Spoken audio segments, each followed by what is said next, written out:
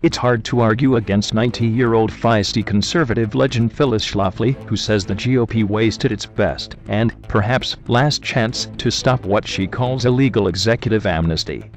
Schlafly, founder of Eagle Forum, also said conservatives are sick of the GOP establishment's loser nominees, and want a leader who can stand up to President Obama. Her comments were in response to House Republican leaders moving forward with vote to fund the Department of Homeland Security, including the Obama administration's unilateral action on immigration.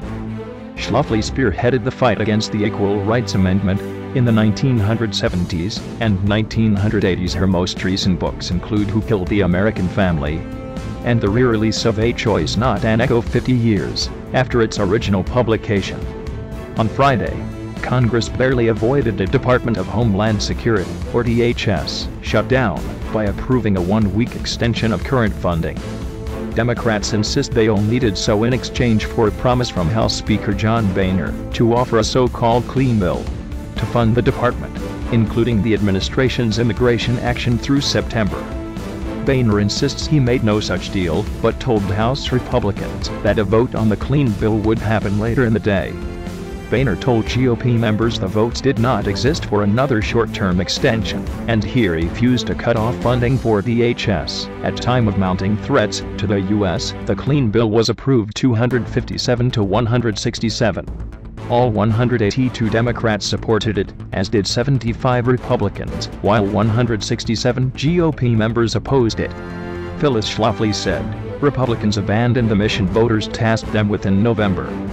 It's an insult to everyone who voted to elect the Republicans in the last congressional election. The American people clearly voted against Obama's illegal, unconstitutional bills of all kinds.